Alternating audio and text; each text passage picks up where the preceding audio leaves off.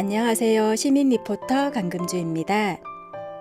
이번에 우리나라를 방문한 미국의 트럼프 대통령의 국빈 만찬에서 위안부 피해자 할머니와의 만남이 화제가 됐습니다. 가슴 아픈 우리 역사의 주인공과 미국 대통령의 포옹에 사람들의 시선이 모아졌죠. 나라 잃은 아픔은 위안부 피해자는 물론이고 서민들의 삶 곳곳에 서려 있습니다. 나라가 없는 노동자의 삶도 다를 바가 없었죠. 2015년 국제노동기구에 일본이 제출한 보고서에 따르면 일제강점기 강제로 끌려갔던 우리 노동자들의 사망률은 28.6%, 10명 중에 3명이 가혹한 노동에 시달리다 사망했습니다. 전쟁터에는 석탄과 연료를 보급하고 비행장과 항만, 그리고 도로를 만들어야 하는 수많은 노동자가 필요했던 거죠. 심지어 일본 군인들의 건강 유지를 위해 우유를 생산하는 것도 우리나라 노동자의 몫이었는데요. 이렇게 강제징용으로 억울하게 끌려간 노동자를 위한 동상이 부산에 세워집니다. 오늘 이 시간에는 강제징용 노동자들을 위한 동상 건립 소식을 전해드리려고 합니다. 먼저 강제징용 노동자상 건립특별위원회 집행위원장을 맡고 있는 김병준 씨를 만나봤습니다. 광복 이후로 70년이 지났지만 한일 양국 정부 모두 강제징용 문제에 대해서 진실을 규명하고 사과와 배상을 하지 않고 왜곡을 해왔습니다. 그래서 징용 노동자의 후손인 우리들이 이 역사를 바로잡기 위한 일환으로 강제징용 노동자상 건립운동을 전국적으로 좀 벌여나가고 있습니다. 태평양 전쟁을 위한 일본 군인 한 명이 전쟁터에서 싸우기 위해서는 노동자 13명이 필요했다고 합니다. 일본이 인정하는 최소한의 통계를 보면 당시 조선 인구의 3분의 1이 강제 동원되었다고 하는데 강제 동원된 노동자들에게 무슨 일이 있었을까요? 집행위원장 김병준 씨와 시위에 참여한 김재하 씨 이야기입니다. 본인의 의사와 무관하게 강제징용을 많이 당했고 일본이 우리나라를 병탄하고 전쟁을 하기 위한 군수 물자로 취급을 하면서 사람들에게 노동을 많이 시켰죠. 그 과정에서 사람 이하의 대접을 받으면서 착취당하고 고통받고 그렇겠지만 근데 꼭 하시마선뿐만이 아니라 우리나라 방방곡곡에서 그런 일들이 일어났다고 보시면 될 것 같고요. 반면에 우리 선조들이 그냥 굶주림이나 공습에 대한 공포 이런 데서 머무르지 않고 최소한의 인간다운 삶을 위해서 저항하고 나라의 독립을 위해서 투쟁했던 그런 역사들도 많이 발견되고 있습니다. 나라 잃은 백성은 상가집 개만도 못하다는 얘기가 있거든요. 예를 들면 우리가 이제 일제 때 경부선을 낳았잖아요. 그게 누구냐면 다 우리 노동자들인 거야.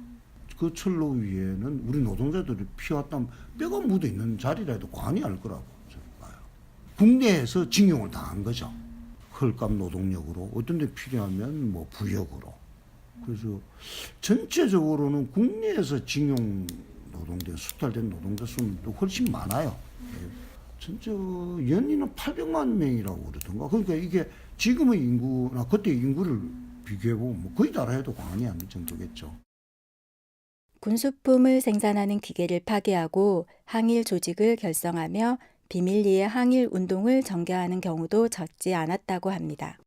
대표적인 사례가 몇 가지 있긴 한데 해군에서 총파업을 벌였던 김선근 씨를 비롯해서 많은 분들이 계십니다만 이름이 알려지지 않았지만 함께 저항하고 독립을 위해서 싸우신 분들 모두가 영웅이지 않느냐 생각이 들고요. 다만 우리가 친일 청산을 제대로 하지 못했기 때문에 그분들에 대한 대우나 이런 것들이 제대로 이루어지지 못한 측면이 많다고 생각을 해요. 일제의 모진 탄압 속에서도 원산 지역에서는 90일 동안 최장기 투쟁이 있었고 아소 탄강에서도 동료의 죽음에 분노해 투쟁을 벌인 기록이 남아 있습니다. 홋카이도 탄강에서는 억울하게 맞아 죽은 동료를 위한 단체 행동을 벌이기도 했는데 이런 역사는 반드시 기억되어야 할 것입니다. 부산의 강제징용 노동자상이 조금 더 특별한 것은 일본군 영사관 앞 소녀상의 바로 옆자리이기 때문입니다. 9월 20일부터 일본군 영사관 앞에서 노동자상 건립을 위해 1인 시위를 하고 있는 시민들의 이야기를 들어봤습니다. 1인 시위를 하면 지나가시는 분들이 굉장히 많은데요. 대부분 소녀상이 혼자 있어서 굉장히 쓸쓸해 보이고 그랬는데 참 잘했다. 이제 쓸쓸하지 않겠구나. 꼭 노동자상을 옆에 같이 세워달라. 정말 고맙다는 말씀들을 많이 해주세요. 우리 노동자들 뿐만 아니라 부산 시민의 힘으로 같이 힘을 모아서 꼭 설립을 했으면 좋겠습니다. 굉장히 호응이 좋습니다. 특히 이제 일제에서의 그 제국주의 자본의 수탈과 그 과정에서 우리 노동자들이 당했던 것 이런 것들을 알고는 많은 분들이 붕괴하기도 하고 이 노동자상 세우는 데 관심을 기울이고 있습니다. 강제징용 노동자상을 세우는 것과 함께 더 큰 바람도 있다고 합니다. 상을 세우는 그 자체가 중요한 건 아니라고 봅니다. 상을 세우는 과정에서 많은 사람들이 일제의 수탈 과정을 알고 그럼 지금 시대적 의의를 자각하는 이런 것들이 되는 게 더 큰 목적이 아니냐. 징용 노동자상 설립은 당시의 꼭 비극적인 삶을 기록하고 기억하는 것뿐만 아니라 현재적 의미에서 계속되고 있는 일본의 침략 야욕이라든가 미국의 전쟁 도발 문제, 한미일 동맹의 문제 이런 것들을 좀 바로잡고 우리 한반도에서 제대로 평화가 이루어지고 나아가서 좀 민족이 분단된 이런 문제를 좀 극복할 수 있는 계기로 작용을 했으면 좋겠습니다. 강제징용 노동자상은 시민들의 모금으로 제작된다고 하고요. 참여하고 싶은 분은 강제징용 노동자상 건립위원회를 검색하시면 됩니다. 그 영화 군함도 보고 더 절실하게 알았고요.